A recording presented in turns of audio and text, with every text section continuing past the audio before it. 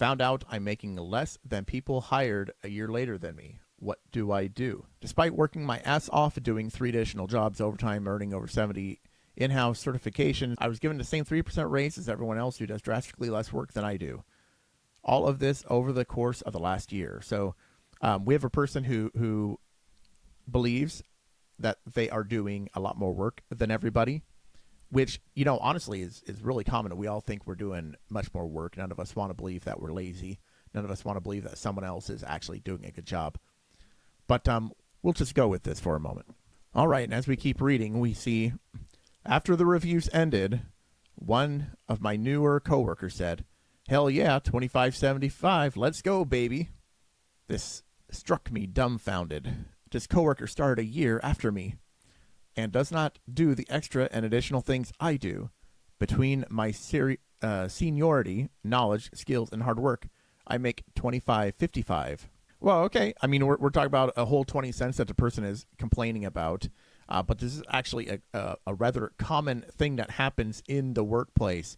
Not usually like a 20-cent difference, but it's actually quite common. And this is mainly because the 3% does not keep up with inflation. The 3%, quite frankly, is just there. Let me just get started this way. This person talks about getting their a 3% raises on a yearly basis. And any of you who have been in the workplace long enough, you know that 3% is complete bullcrap. The whole point of that 3% raise is to make you feel a little bit better about yourself as you go into the new year. Because, frankly, if you went year after year with the same pay rate, eventually you would say, I'm not really getting anywhere. And they say it's to cover inflation, but we all know it doesn't really do anything. So it's not to cover inflation. No. No. The 3% raise that you get is there just to make you feel a little bit better in hopes that you'll stick around for another year. That is the only purpose of the 3% raise.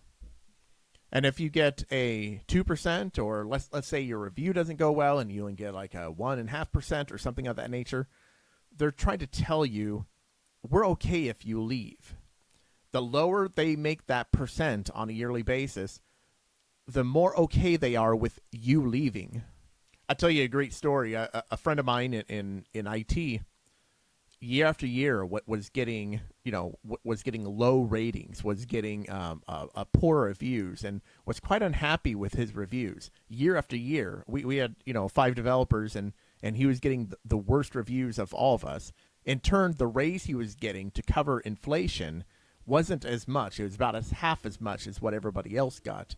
And and he didn't feel real good about it, and I don't think anybody would feel good about it. But that's not really the point. Years later, they let all their 3% people walk. All the 3% people had found jobs elsewhere. They didn't get a higher raise. They didn't get a 10% raise.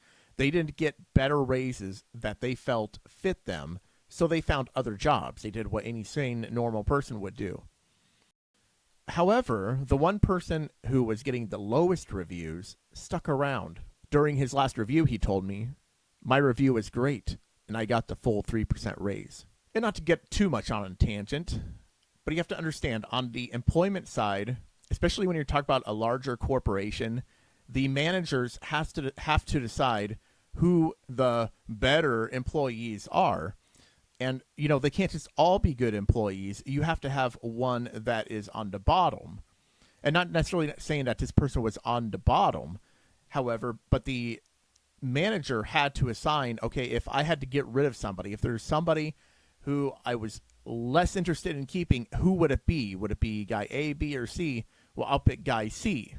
And most people don't realize that that's actually happening in the workplace, especially in large, like I said, in large corporations. If you're a multinational corporation, there's a good chance your manager is ranking you and determining whether you're a good employee or not. Now, you could be awesome, you could be the best, and you could be the most loved person. However, if the manager decides that you're the most expendable person on the team, you will not be getting a great raise.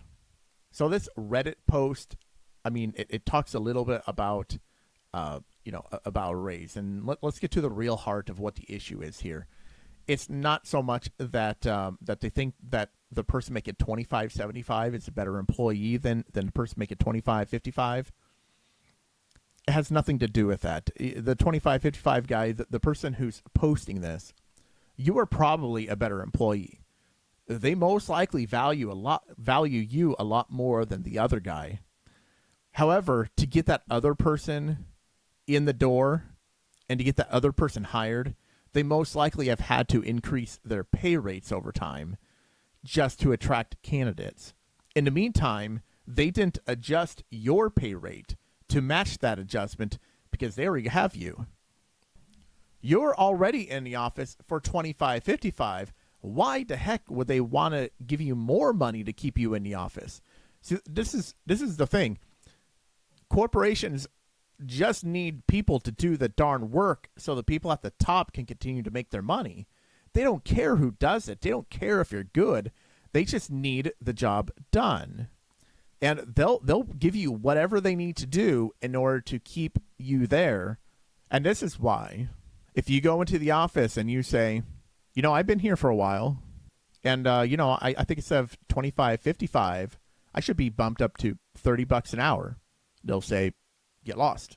They'll do that, or they'll do, the whole dangle carrot and say, yeah, we'll get that to you next year. Why? Because they just don't want to have to replace anybody, because it's expensive to replace people. And so if you ask for 30, they're either going to say get lost, or they're going to dangle the carrot. And then eventually you're going to get fed up and leave. So the answer to your question is, don't do anything. Ignore it. Just start looking for another job, because inevitably that's what's going to happen. I'm SP Graham. This is Job Furno. If you have questions of your own, I've got an email right here. Send me an email. And as always, choose skills over money.